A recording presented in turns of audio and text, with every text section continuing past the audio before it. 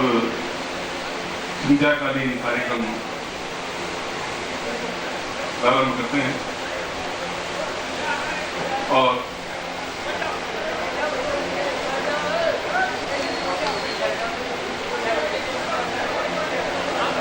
आप सभी लोग बैठ जाएं तो थोड़ा सा अच्छा है। जहां भी हो आप बैठ जाएं तो आप भी आनंद ले पाएंगे और कोलाहल नहीं। इस दिव्य वातावरण में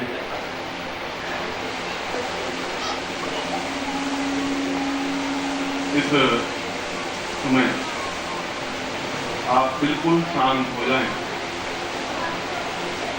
और सिद्धाश्रम दीक्षा ऐसी चीज नहीं है कि आप ली और आकाश में उड़ गए। सिद्धाश्रम दीक्षा के नींव में आपकी श्रद्धा होनी चाहिए, समर्पण होना चाहिए, त्याग होना चाहिए, गुरु के प्रति अटैचमेंट होना चाहिए। और इसके बावजूद भी ये दीक्षा कई जन्मों के पुण्य फल एकत्र होते हैं तो ऐसी दीक्षा प्राप्त हो पाती है। मैं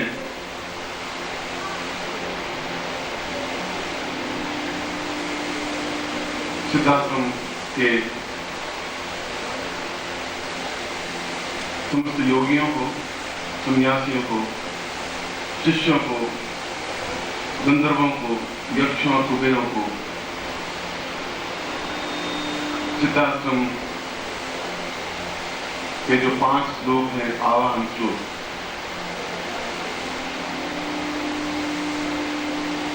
इसके माध्यम से उनको आह्वान कर रहा हूं कि वे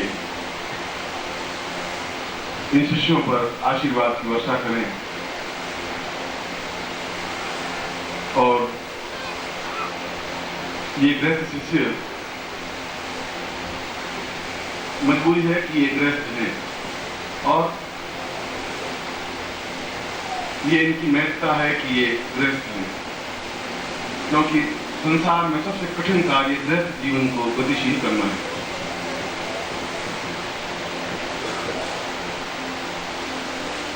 एक बार भगवान विष्णु क्षीर सागर में लेटे हुए थे। लक्ष्मी उनके चरण दबा रही थी और शेष सारी पर जो नारायण लेटे हुए थे, नारद आए और उन्होंने पूछा कि उनको गर्व हुआ, एक घमंड हुआ कि मैं सबसे ऊंचा ऋषि हूं और 24 घंटे नारायण नारायण की ध्वनि वीणा पे करता ही रहता हूं। एक क्षण भी मेरी जीभ और कोई शब्द उच्चरित नहीं करते। मुझसे बड़ा भक्त कोई संसार में है ही नहीं।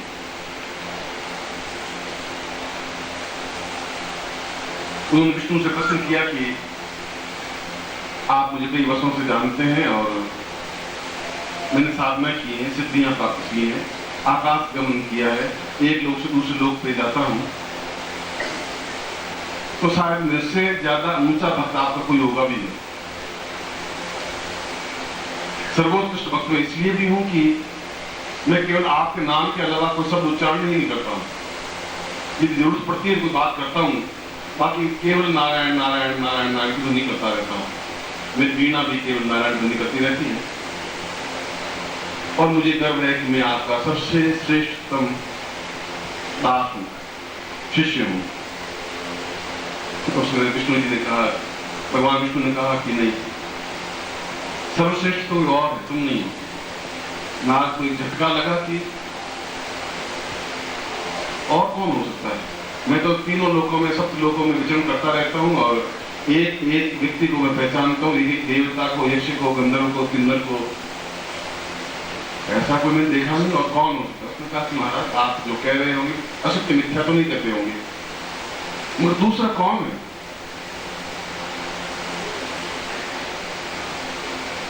तो तुम क्या करोगे?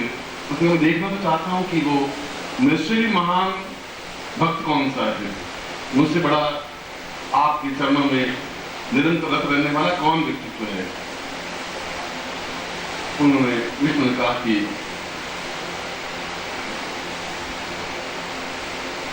उस शहर में, हैदराबाद में, एक तेली की दुकान है और वो निरंतर तेल निकालता रहता है और बैल उसका, पहले बैल से तेल निकालते थे, घाड़ी के चारों तरफ बैल चलता रहता था, तेल निकलता तो मशीनों से निकलता है। मैं बहुत पहले की बात कर रहा हूँ कि वो मुझे सबसे श्रेष्ठ भक्त है, तुम नहीं। वहां तक पहुंचने में बहुत टाइम लगेगा। ये तो मजाक की बात है, मतलब तेली, अब तेली मुझसे ऊंचा भक्त, महाराज मेरा अपमान भी करे तो थोड़ा ढंग से करे, ऐसा अपमान तो मैं सहन भी नहीं कर पाऊंगा। मैं फिर भी आपने कहा है तो मैं देख आता हूं, ऐसा मेरा गुरु भाई कौन सा है और मुझसे ऊंचा भक्त आपका। और दंदनाते हुए नारद सीधे हैदराबाद में उतर गए। उस तेली की दुकान पर पहुंचे, वो बैल कटियों का लगाते हुए गाड़ी के चारों तरफ घुमाता रहता था। उसने कहा कि कोई मंत्र इसके पास जरूर है, कोई ऊंची साधना है। भगवान विष्णु यूं तो नहीं कह सकते। अगर भगवान नारायण ने ऐसी बात कही लक्ष्मी के सामने तो कोई अर्थ है, कोई चिंतन है।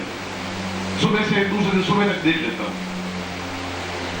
सुबह वो तेली उठा, कोई स्नान किया, कोई गायत्री मंत्र जाप किया, कुछ किया ही नहीं और मुंह धोया और भगवान आपकी जय हो, बस इतना बोला और उस पत्नी को कहा कि ले खाना खिला दो। खाना खिला दिया और तेल ने उस बैल को चारों घुमाने लगे। दोपहर को हुआ, हे भगवान आपकी कृपा बनी रहे, और फिर खाना खाया और फिर वापस तेल निकालने लग गए। रात को 10-11 बजे जब सोया तो हाथ पैर धोए, काम तो किए नहीं था और कहा कि प्रभु रक्षा करना, और ऐसा कह करके सो गए। नारद पूरी रात भर जागता रहा कि रात को कोई साधना करते होंगे, तो वो साधना सोए खराटा लेने लगे। दूसरे दिन सुबह उठा, वापिस हाथ मुंह धोए। ऐसा छल, ऐसा पाखंड, ऐसा ढोंग विष्णु ने नारद किया कैसे मेरे सामने? ऐसी बात कही कैसे? ऐसा कैसे संभव होता है? इसको देख, साला गायत्री मंत्र भी नहीं आता, गुरु मंत्र भी नहीं बोला इसका, और मुझसे ऊंचा भक्त। और सीधे एकदम गुस्से में मारे उस नारायण के पास, भगवान विष्णु के पास पहुंचे। उसने कहा महाराज बहुत दुख हुआ, 24 घंटे में तो बात होगी, बहुत दुख हुआ। वो आपका बहुत प्रिय भक्त, अरे इनको गायत्री मंत्र नहीं आता, मंत्र जाप बहुत अलग चीज है, कुंडली जागरण तो बहुत दूर की चीज है, कुछ नहीं आता उनको, मुंह धोते स्नान भी नहीं करते। मुझे जवाब दीजिए, आपने ऐसी बात कही क्यों? कहीं तो कुछ अर्थ होगा। उसने कहा कि गायत्री मंत्र नहीं आता उसको, गायत्री अगर स्नान भी नहीं करता तुम गायत्री मंत्र की बात कर रहे हो, आप मजाक को ढंग से किया करो। तुम ऐसा करो तो तुम उत्तर चाहते हो मुझसे? तो मैं उत्तर चाहता ही नहीं, मैं यहाँ बैठा रहूंगा, धन्यवाद दूंगा। मैं जानना चाहता हूँ कि वो श्रेष्ठ कैसे है, मुझसे ज्यादा ऊंचा कैसे भक्त है, ऊंचा शिष्य आपका बन कैसे गया? उसने कहा कि कौन था वो? उनका तेली था और क्या था? उन्होंने एक बड़ा कटोरा लिया हाथ में और उसको तेल से लबालब भर दिया, जैसे एक भी बूंद डाले तो छिड़क जाए।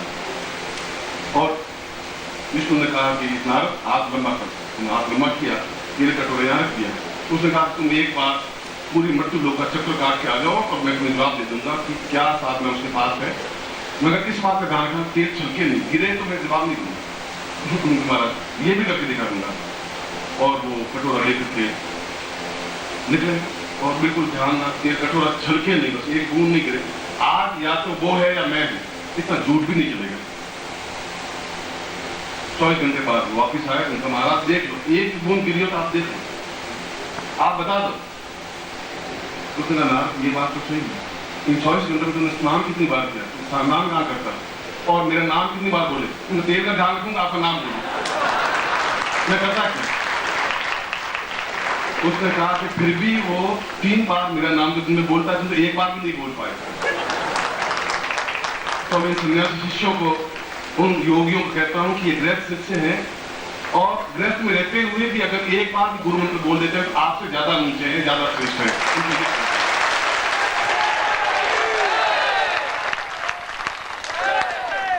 आप साधना की वजह से मुझसे बंधे हुए हैं, ये प्रेम की वजह से मुझसे बंधे हुए हैं, इसलिए आपसे इस दृष्टि से ज्यादा ऊंचे हैं। इनको कोई गायत्री मंत्र या सही ढंग से उच्चारण आ सकता है, नहीं आ सकता है। ठीक वैसी बात हो गई कि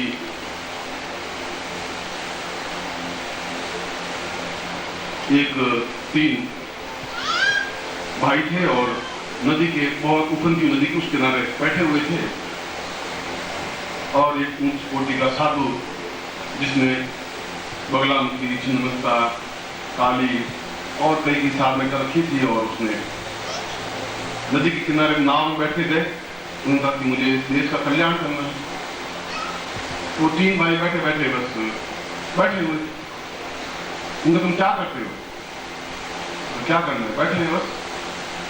अरे बैठे हो, कोई गायत्री, कोई मंत्र, कोई जप, कुछ तो करो, बेकार जिंदगी बर्बाद करेंगे। महाराज हमें कुछ आता नहीं, हम तो राम राम राम राम करते हैं या नारायण नारायण करते हैं, ये कला कुछ आता ही नहीं। या ज्यादा से ज्यादा हम गुरु मंत्र जाप कर लेते हैं। इस गुरु मंत्र के अलावा उसने कहा कि गुरु मंत्र नहीं, बगलामुखी मंत्र जाप करो, बस महाविद्या सिद्ध करो। ये क्या होगा तुम्हारा भविष्य अंधकार में है।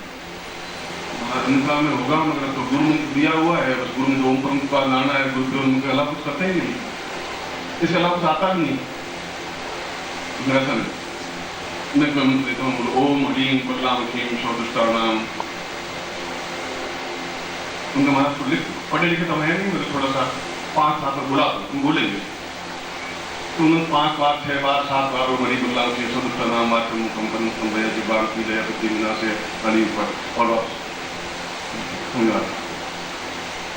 ये नाव में बैठ करके वापिस जाने लगे तो पीछे से आवाज आई जोर से और एकदम दौड़ने की आवाज आई। नदी उगनी हुई थी और देखा वो 3 भाई नदी पे पानी के ऊपर चलते हुए आ रहे हैं, दौड़ते हुए। क्या पानी पे चल रही, ये पहली बार आज तक देख रहा हूँ। वो पास में उनको महाराज बगलामुखी का लीम बोलना है, लीम बोलना है, लीम क्या है, उनको कुछ नहीं बोलना। आप जैसे ज्ञानी में कुछ नहीं हो, बेकार है। मंत्र भी अपने आप में गुरु मंत्र ही बहुत है, बाकी महाविद्या मंत्र अपने आप में कुछ नहीं है।